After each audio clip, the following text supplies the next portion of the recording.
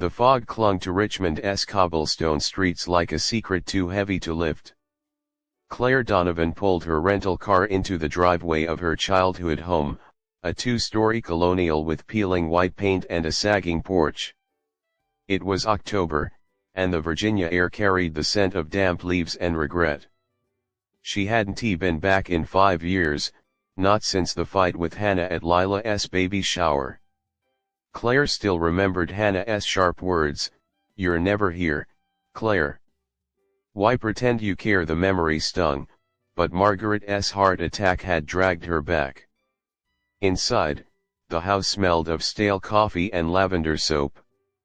Hannah stood in the kitchen, her arms crossed, her dark hair pulled into a tight bun. "You're late," she said, not looking up from the sink. Claire bit back a retort. At 33, Hannah was only a year younger, but she acted like the family's gatekeeper, always had. Lila, the youngest at 30, sat at the table, bouncing her toddler, Emma, on her knee. Her eyes were red, her blonde curls tangled. "Mom's stable," Lila said softly. "But she's not awake yet." Claire dropped her bag by the couch, the same one where she'd spent teenage nights reading while her sisters argued over the remote. The house felt smaller now, suffocating. "What happened?" she asked, trying to keep her voice steady. Hannah turned, her eyes narrowing. "She collapsed at the grocery store. Stress, the doctors said. You'd know if you ever called." The accusation landed like a slap. Claire wanted to argue she'd tried calling, but Hannah always brushed her off. But Lila cut in. "Can we not do this now? Mom needs us."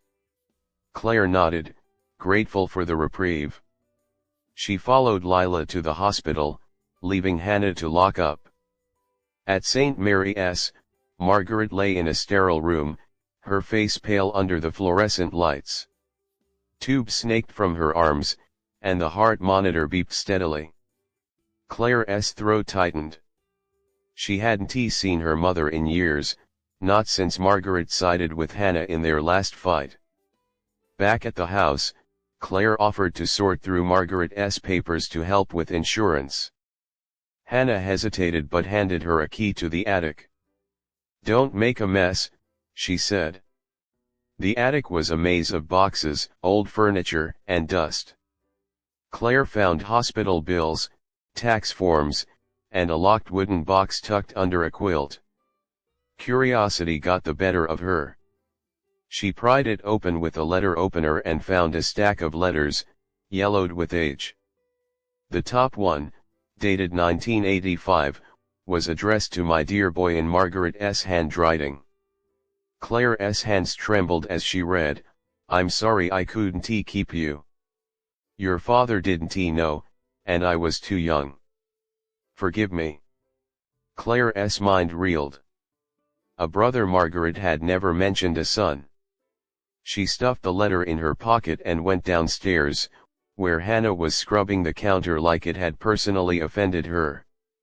"What's this?" Claire asked, holding up the letter.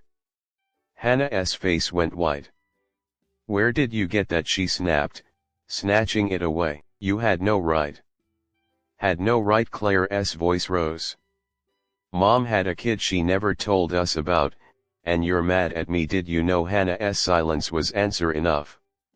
Lila, overhearing, stood frozen in the doorway, Emma clinging to her leg. "What's going on?" she asked. Claire turned to her, the letter burning a hole in her mind. "Mom gave up a son. And Hannah's been hiding it." The room erupted. Hannah accused Claire of stirring trouble, Claire demanded answers, and Lila begged them to stop. Emma started crying, and Lila scooped her up, retreating to the living room. Hannah finally spoke, her voice low. "I found the letters years ago. Mom made me promise not to tell." She was ashamed. Claire stared at her sister, the weight of the secret settling between them. Ashamed, she said. What about us? Don't we deserve to know? That night, Claire couldn't sleep. The letter haunted her, raising questions about her mother, her family, herself.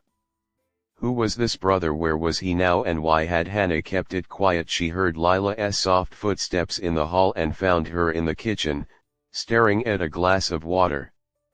I can't believe Mom lied, Lila whispered. I thought we were close. Claire touched her arm, a rare gesture. We need to find him, she said. Lila nodded, her eyes fierce. But Hannah wanted help. By morning, the sisters were at odds. Hannah refused to discuss the letters, insisting they focus on Margaret's recovery. Claire and Lila, united for once, decided to dig deeper. Claire found a name in another letter, James, and a reference to a hospital in Baltimore. It wasn't much, but it was a start. As they planned their next move, Claire felt the weight of years apart from her sisters. Could they bridge the gap, or would the secret tear them further apart? The morning sun barely pierced Richmond's fog, casting a dull glow over the Donovan house. Claire sat at the kitchen table, a laptop open, her fingers hovering over the keys. Lila leaned over her shoulder, clutching a mug of lukewarm coffee. They spent the night combing through the attic's letters, piecing together fragments of their mother's past. Hannah was nowhere to be seen. She left a note about visiting Margaret at the hospital, a clear sign she wanted no part in their search. Anything yet? Lila asked, her voice tight. Emma was with a neighbor, giving Lila a rare moment to focus. Claire shook her head, scrolling through an online database of adoption records. The name James and a 1985 Baltimore hospital were their only leads, but public records from that era were spotty. It's like looking for a ghost, Claire muttered. She clicked on a forum link from Our Adoption, where users shared tips on tracing birth parents. One post caught her eye: check county clerk offices for sealed records, but you'll need a court order. Lila slumped into a chair. This is impossible. What if he doesn't want to be found? Her eyes were heavy, not just from lack of sleep but from years of carrying too much bills, Emma's needs, the weight of being the youngest Donovan. Claire recognized that look. She'd seen it in the mirror after moving to Chicago, escaping the family's constant pull. We owe it to ourselves to try, Claire said, softer than she meant. Don't you want to know who he is? Lila nodded, but her jaw tightened. I thought Mom told me everything. She helped me with Emma, stayed up nights when I was scared I'd mess it up. How could she hide this? Claire didn't have an answer. She'd never been close to Margaret, not like Lila. Her memories of their mother were sharp-edged: Margaret's eyes when Claire stayed late at the library, her silence when Hannah and Claire fought. Finding out about a brother felt like another betrayal. They drove to the Richmond County Clerk's office, a squat brick building near the James River. The clerk, a woman with a perm and a bored expression, handed them a form for requesting adoption records. You'll need the birth mother's consent or a court order, she said, barely glancing up. Claire's heart sank. Margaret was unconscious, and even if she woke, would she agree? Lila scribbled Margaret's name on the form anyway, her hand shaking. We'll figure it out, she whispered. Back at the house, Claire found another letter in the attic, this one mentioning a social worker named Ellen Bryce at Baltimore General Hospital. It was a long shot, but Claire called the hospital, navigating a maze of automated menus until a records clerk picked up. Ellen Bryce retired in 2005, the clerk said. No forwarding info, sorry. Claire hung up, frustrated, but Lila was already on her phone, searching social media. Found an Ellen Bryce in Annapolis, she said, showing Claire a profile with a gray-haired woman smiling at a beach. Could be her. They drafted a message, careful not to reveal too much. We're researching a family matter from 1985 at Baltimore General. Can we talk? To their surprise, Ellen replied within hours, agreeing to meet at a cafe in Annapolis. Claire felt a flicker of hope, but it was tempered by Hannah's absence. She texted Hannah about the search, only to get a curt reply, "Leave it alone. You're hurting Mom."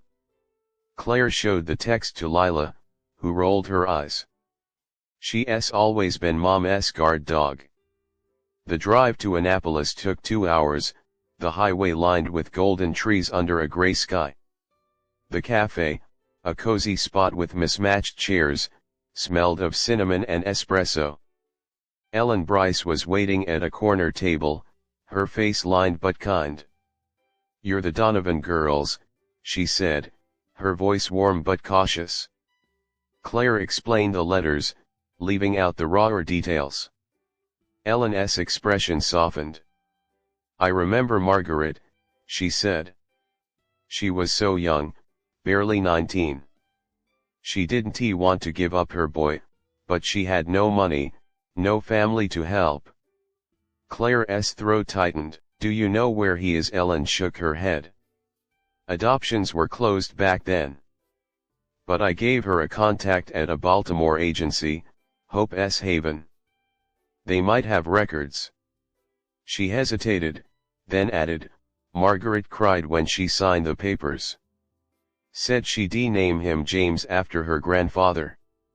On the drive back, Lila was quiet, her hands twisting in her lap. "I keep thinking about Mom, alone, making that choice," she said finally. "I was 19 when I got pregnant with Emma. I couldn't have given her up."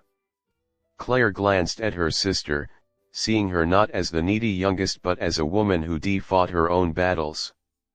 "You're stronger than you think," Claire said, the words slipping out before she could stop them.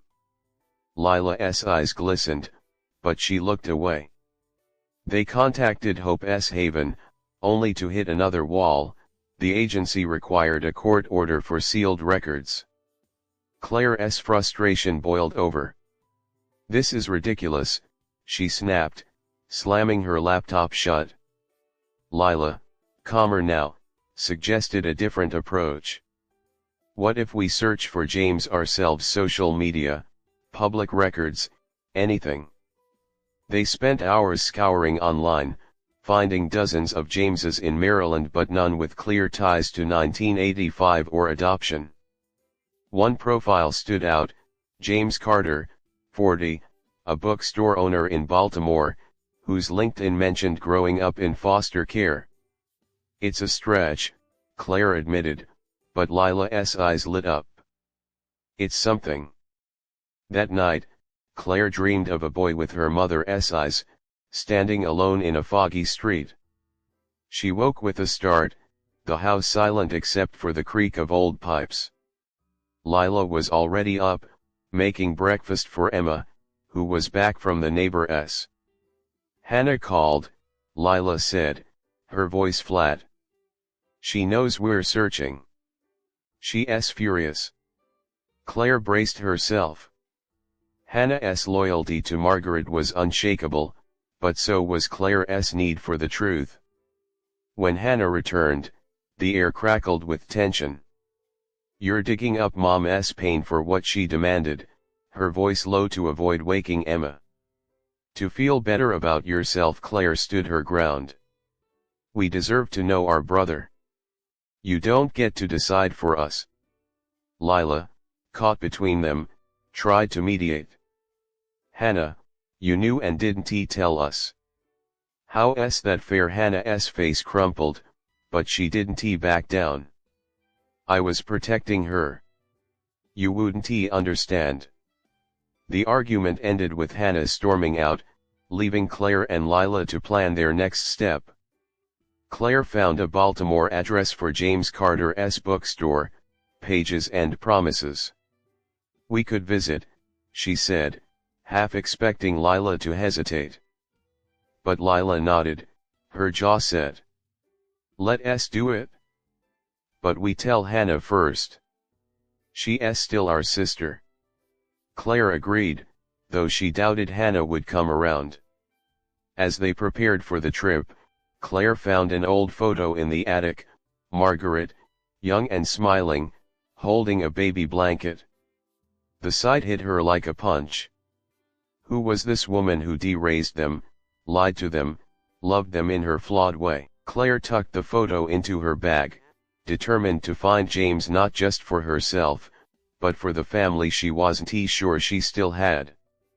The Baltimore skyline loomed through the morning mist as Claire navigated the rental car down Pratt Street.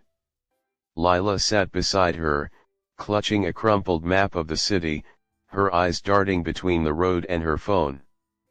They found the address for Pages and Promises, James Carter's bookstore, tucked in a quiet corner of Fells Point. The plan was simple: walk in, ask a few questions, see if this James was their brother. But Claire's stomach churned with doubt. What if he wasn't the right person? What if he was, and he wanted nothing to do with them? Lila broke the silence. You think Hannah will show? Claire glanced at her, skeptical. They texted Hannah the bookstore's address last night, a last-ditch effort to include her. Hannah's reply had been a single word: fine. She'll probably just lecture us, Claire said, pulling into a parking spot across from the shop. The storefront was charming, with a green awning and a sign in elegant script.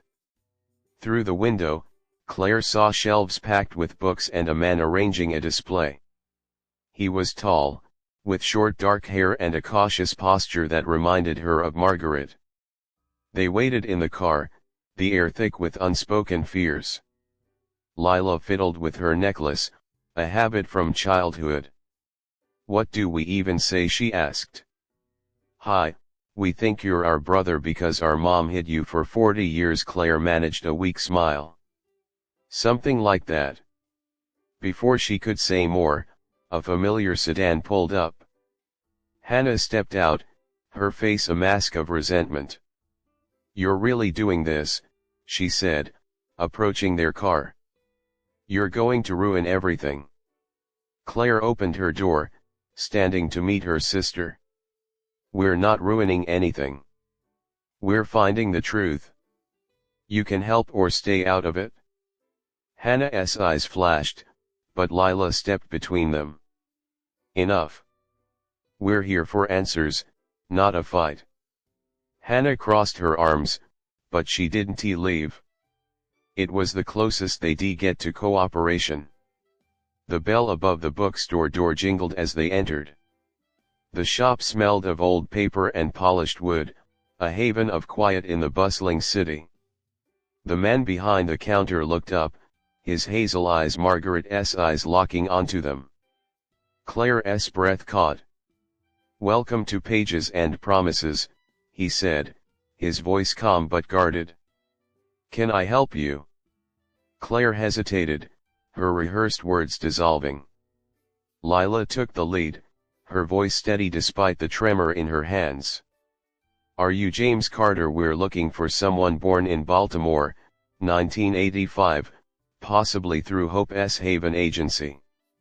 James's expression tightened, his hand pausing on a stack of books. That's me, he said slowly. Who are you? The question hung in the air. Claire found her voice. I'm Claire Donovan. This is Lila, and Hannah. We think you might be our brother. The words felt surreal, like lines from a movie. James stared at them, his face unreadable. Donovan, he repeated. Margaret Donovan. Claire nodded, her heart pounding. James set the books down, his movements deliberate. You'd better sit, he said, gesturing to a small table by the window. They sat, the shop's warmth a stark contrast to the chill between them. James leaned back, his arms crossed. I was adopted, he said. Closed adoption, no contact with my birth mother. I knew her name was Margaret Donovan, but I never looked for her. Didn't he see the point? His tone was matter of fact, but Claire caught a flicker of pain in his eyes. Why now, he asked. Lila spoke first, her voice soft. Our mom had a heart attack. We found letters she wrote to you, saying she was sorry. We didn't know you existed until a week ago. James's jaw tightened, but he didn't interrupt. Claire added, Hannah knew. She found the letters years ago but didn't tell us. Hannah flinched, her hands gripping the table. I was protecting Mom, she said, her voice barely above a whisper. She begged me not to tell. James's gaze shifted to Hannah, sharp and searching. You knew about me, he asked. Hannah nodded, tears welling. I saw you once, 5 years ago. I came here, stood outside, but I couldn't go in. Mom was so scared you'd hate her. The admission stunned Claire and Lila. You met him and didn't tell us, Lila said, her voice rising. How could you? Hannah's composure cracked. I was 28, Lila.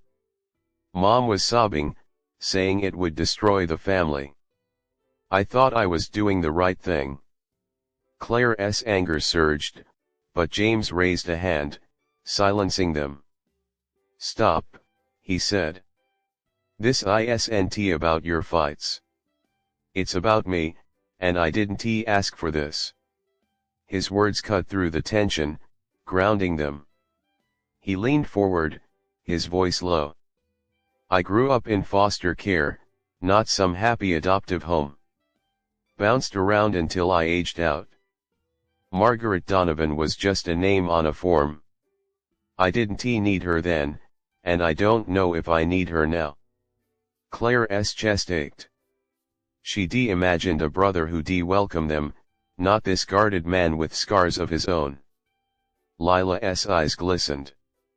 We're not here to hurt you, she said. We wanted to know you.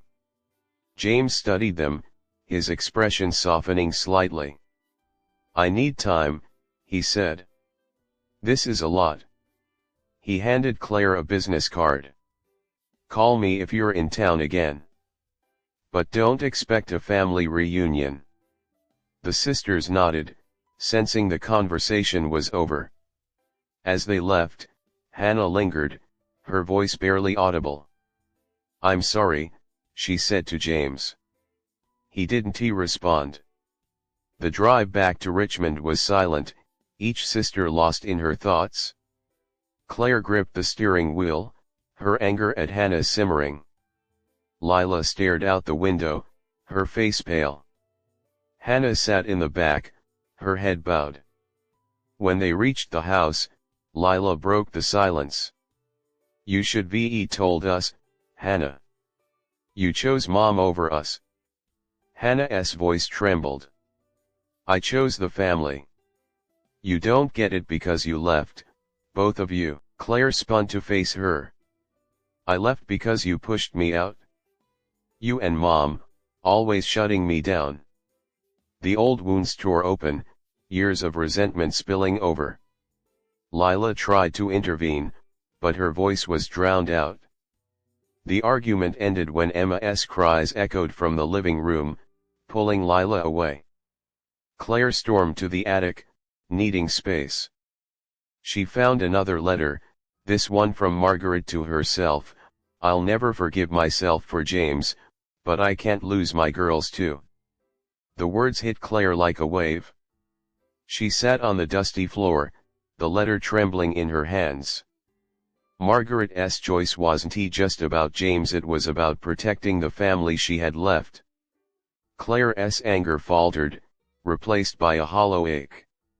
She didn't know if she could forgive her mother, but she understood her a little better.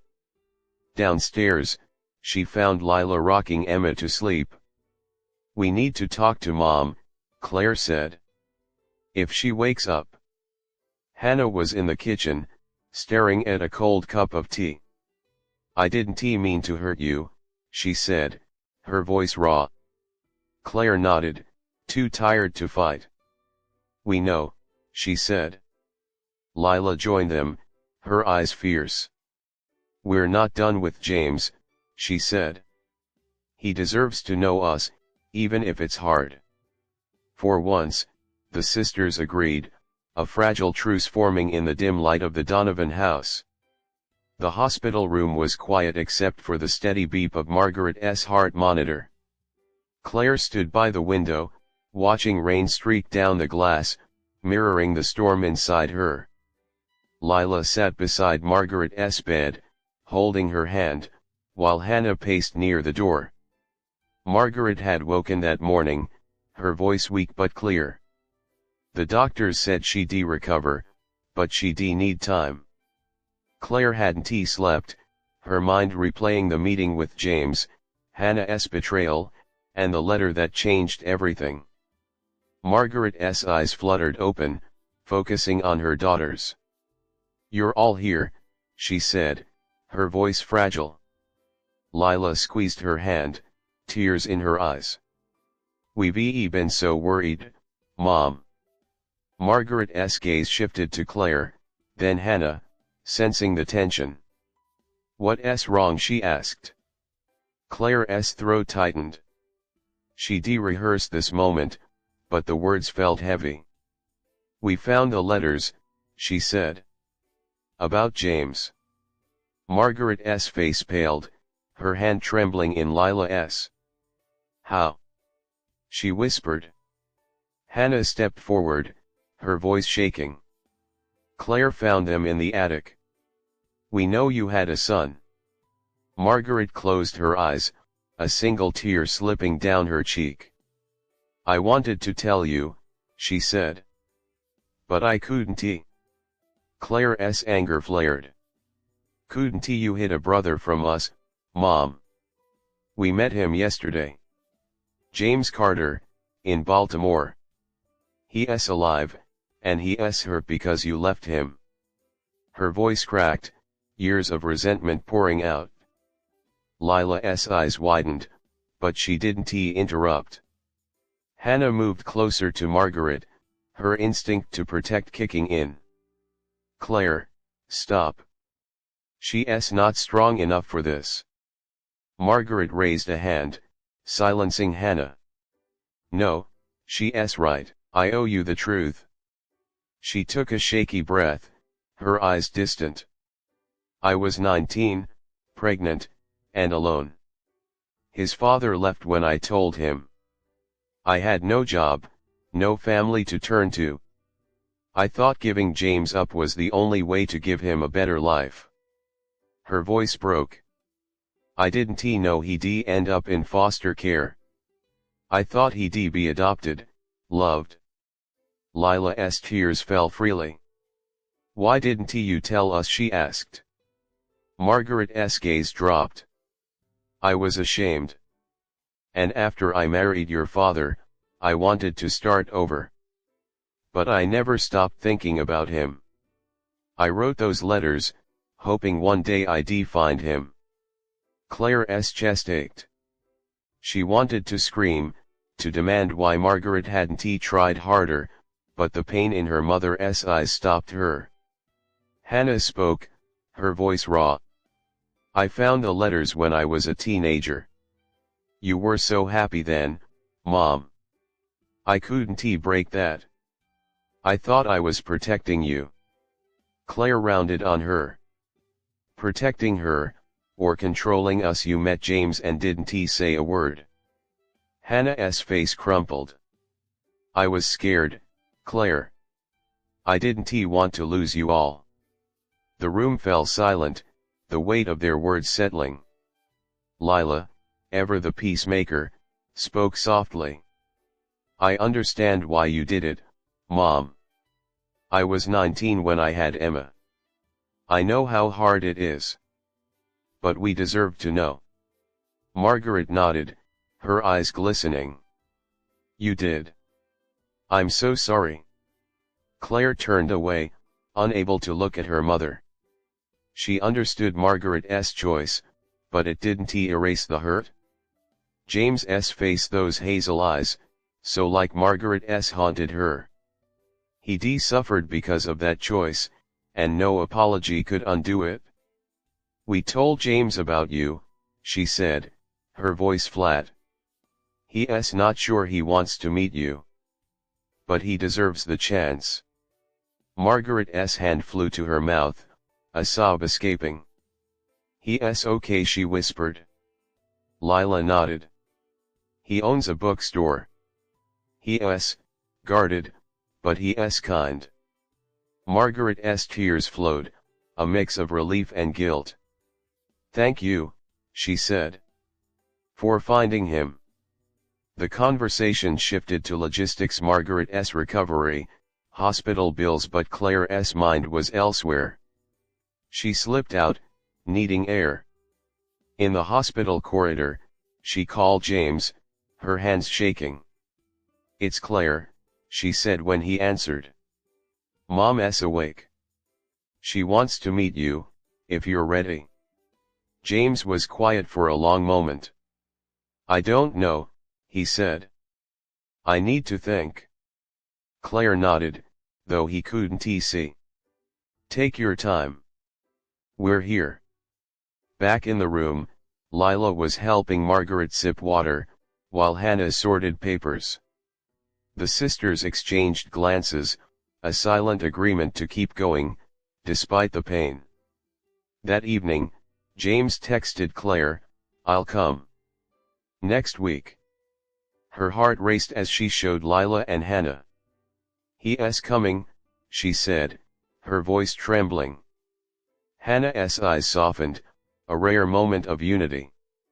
The days before James's visit were tense. Margaret grew stronger, moving to a rehab facility. Claire and Lila planned the meeting, while Hannah, guilt-ridden, offered to cook. The sisters spoke little of their own rift, but small gestures, a shared coffee, a hug for Emma, hinted at healing. Claire wondered if they could rebuild, or if some breaks were too deep. When James arrived, the Donovan house felt too small for the emotions it held. He stood in the doorway, clutching a book, a gift for Margaret. Lila greeted him first, her warmth easing the tension. Hannah hung back, her eyes red. Claire led James to the living room, where Margaret waited, her hands clasped tightly. James, she whispered, standing shakily. His face was unreadable, but his eyes locked on hers. I'm sorry, Margaret said, her voice breaking. I never stopped loving you. James didn't move, his silence deafening. Claire held her breath, Lila gripped her hand, and Hannah looked away. The room seemed to hold its breath, waiting for James to decide what came next. The Donovan living room was bathed in soft October light, the air thick with anticipation. James stood frozen, his gaze fixed on Margaret, who trembled under the weight of her own words. I never stopped loving you, she said, her voice a fragile thread. Claire's heart pounded, her eyes darting between her mother and the brother she only just met. Lila's hand was warm in hers, a quiet anchor, while Hannah stood by the window, her shoulders hunched. James set the book, a worn copy of The Great Gatsby, on the coffee table, his movements slow. I don't know what to say, he said finally, his voice low but steady. I spent years wondering why I wasn't enough. Now you're here, saying you loved me, but it doesn't erase the past. Margaret's face crumpled, but she nodded, accepting his truth. I know, she whispered. I can't undo it. But I want to know you, if you'll let me. Claire's throat tightened. She expected anger from James, maybe rejection, but his calm honesty was harder to bear. Lila spoke, her voice gentle. We don't expect you to decide now, James. We just want you to know your family. James's eyes flicked to her, softening. You're different from what I imagined, he said. I thought you'd hate me. Hate you? Lila's voice broke. You're our brother. The word hung in the air, heavy with years of absence. Hannah stepped forward, her hands twisting. I'm sorry I didn't reach out, she said. I saw you years ago, at your shop. I was too scared to talk. James's brow furrowed, but he didn't lash out. I get being scared, he said. Doesn't make it easier, though? Margaret gestured to the couch. Please, sit. Tell me about yourself. James hesitated, then sat, keeping distance. He spoke haltingly at first, growing up in foster homes, finding solace in books, opening pages and promises. His life was a patchwork of resilience and loss, and Claire felt a pang of guilt for the childhood they had, flawed but stable. Margaret listened, her eyes never leaving him, drinking in every word. The conversation stretched into the afternoon, punctuated by Lila's offer of coffee and Emma's giggles from the next room. James relaxed slightly, even smiling when Lila shared a story about their childhood pranks. But the weight of the past lingered.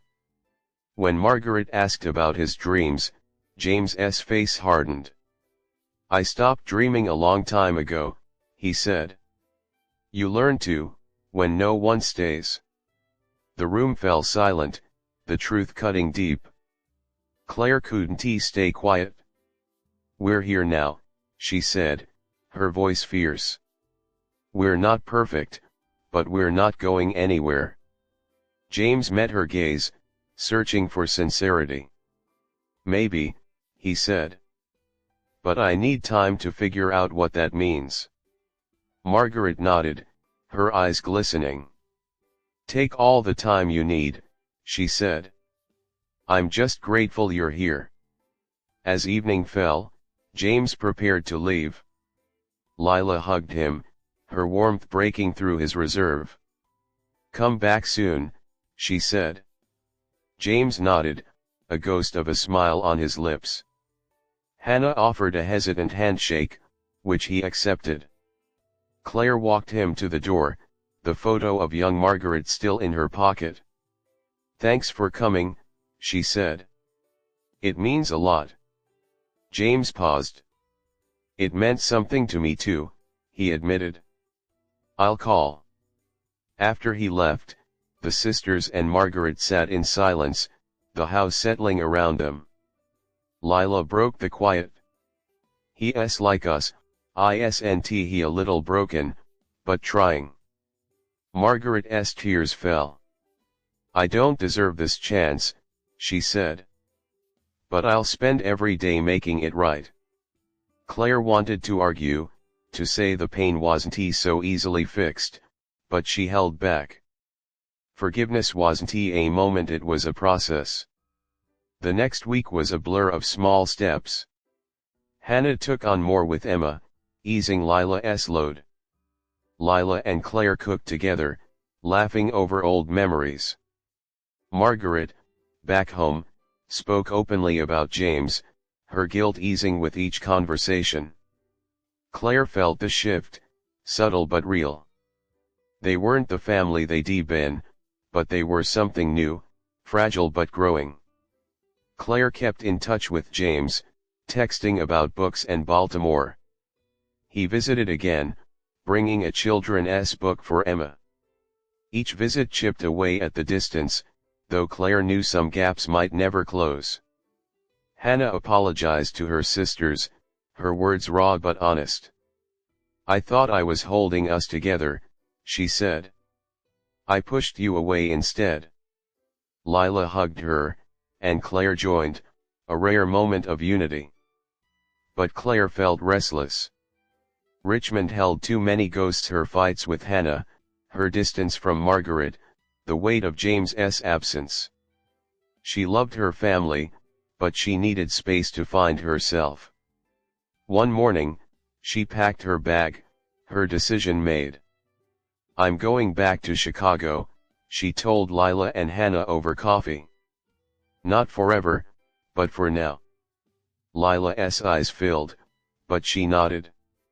"You'll come back," she said. Hannah squeezed her hand. "We'll be here."